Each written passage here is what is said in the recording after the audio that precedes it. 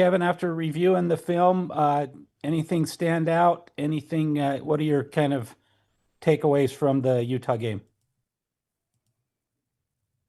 Um, just proud of the guys, like I said, after the game for finding a way to get a win. You know, a lot of missed free throws to your point, Jay, after the game, when we spoke. So you make some of those, you obviously a much wider margin of victory, but just proud of the way that they were able to find a way to win. Yeah, I mean, we saw some stuff schematically, but you know, like I said, in that game, there was so much emotion into it. Just finding a way to win was good. I mean, we came in today and really just looked at some of the situational stuff that we could draw from. And you got to turn the page quickly. You got a good TCU coming in, so my mind went, and they play so differently. So my mind went more to TCU, to be honest with you.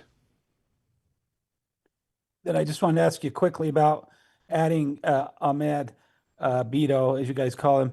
What kind of, when you were looking to add a guy, what stood out about him? Why did you focus on getting him? What skills did he bring that you guys needed?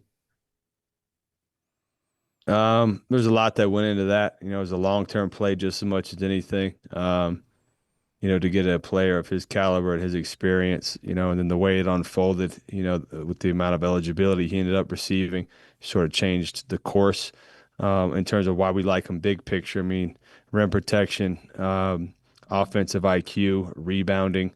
Those are the qualities that we like the most. Size. All right, we'll go with Mitch, Dana, and then Darnell.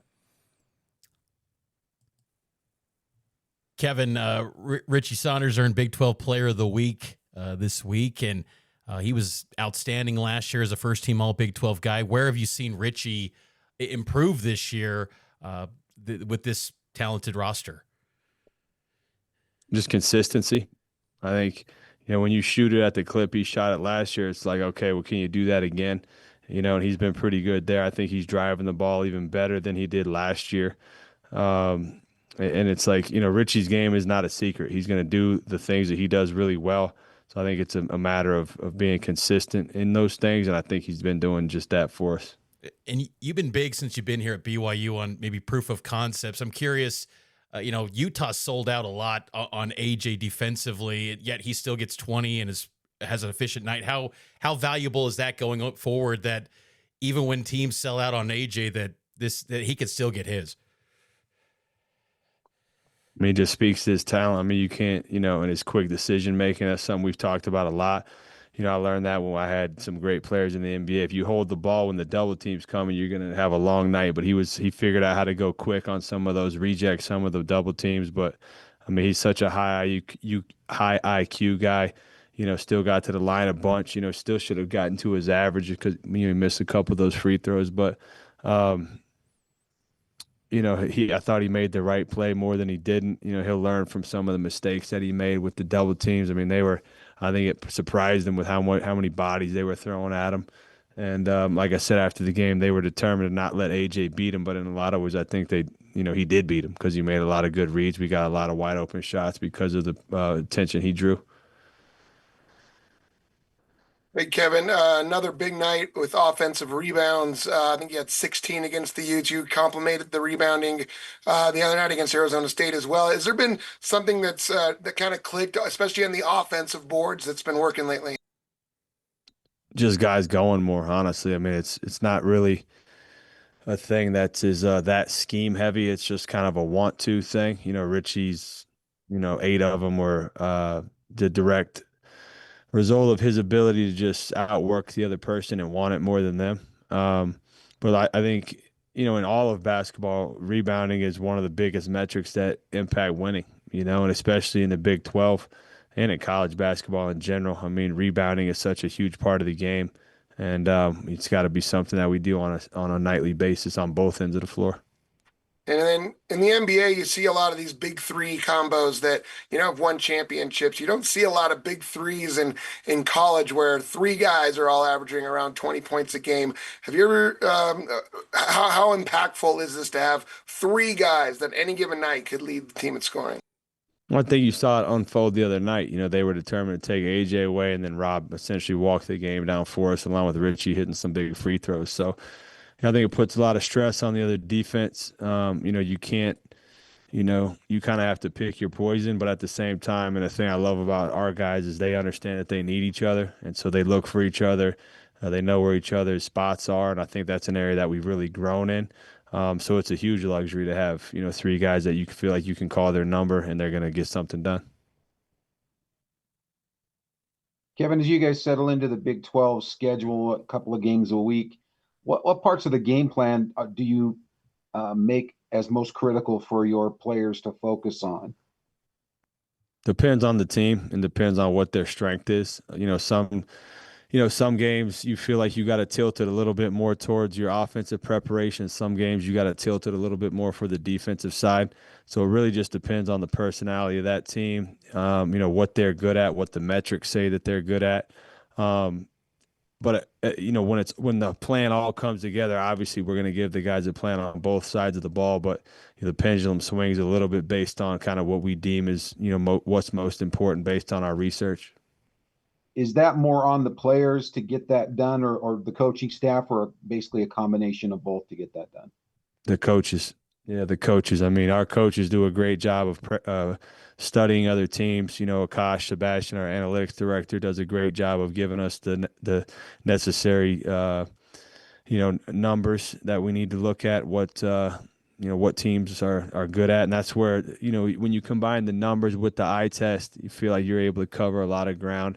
We watch a ton of film and we try to really deliver a pretty clean and clear game plan to the players, but it starts with the coaches and all the work that goes into doing it. And I'm not sure if people realize how time consuming that can be, but our coaches do a great job with it.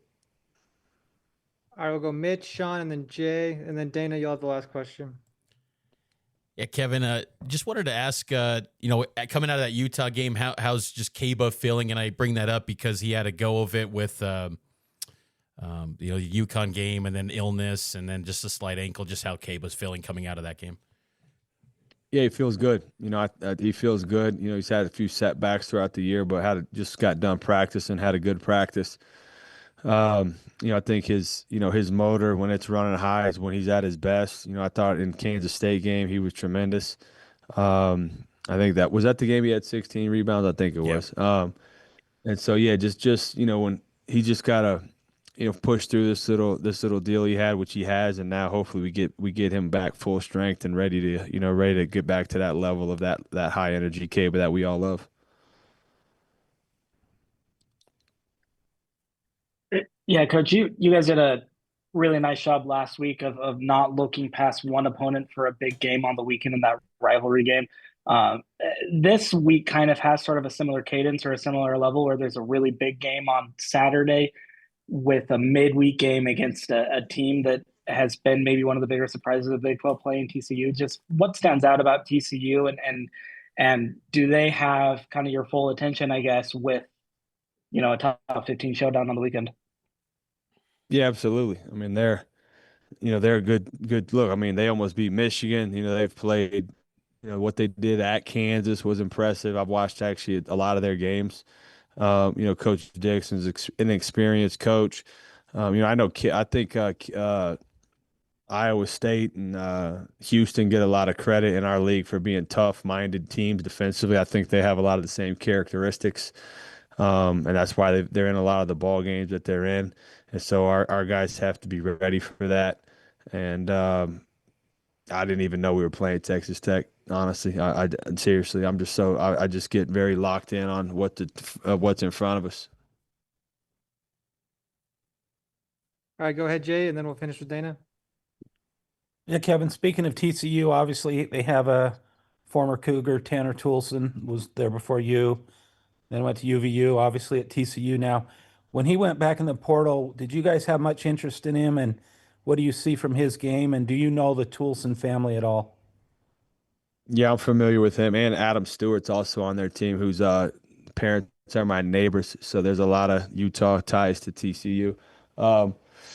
Yeah, I'm familiar with Tanner. He's a tough young man. He plays really gritty. I know the Toolsons. I know Ryan Toolson. I don't know how they're all related, but I know the family. I talked to Tanner just since being here and stuff. Great young man, great family. He's been a part of some of the big wins that they've had. So it'll be fun to compete against him. Wish him the best. Hey, Kevin, any question in your mind that the Big 12 is by far the best conference in the country? And how does the grind week in and week out? How do you help prepare your team not to get worn down by this grind you're about to go into or already in?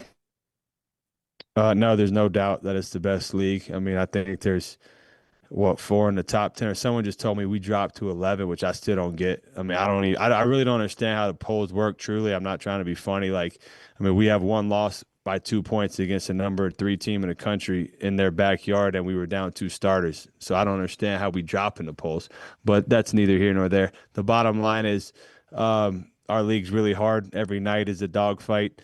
The coaching is tremendous. The talent, I think, this year is even better than it was last year across the board. These jobs that we all have are extremely difficult, especially in this day and age with how much it takes to put a roster together. Then you got to get everybody on the same page. So it's a real credit, to all the coaches in our league. I feel a privilege to be a part of it. I know our guys, relish every game we get a chance to go out and play in this league because there's so much, notoriety. Like the other day, I had ESPN on before our game, and it was like every game was a Big 12 game, so there's a lot of eyes on what this league does. I think Brett Yormark is a stud. I think he's a tremendous commissioner, along with Brian Thornton. The leadership at the top is really solid. And it's like I said, it's a privilege. All right, Coach. Thank you, everybody, for joining us. We'll see you on Wednesday.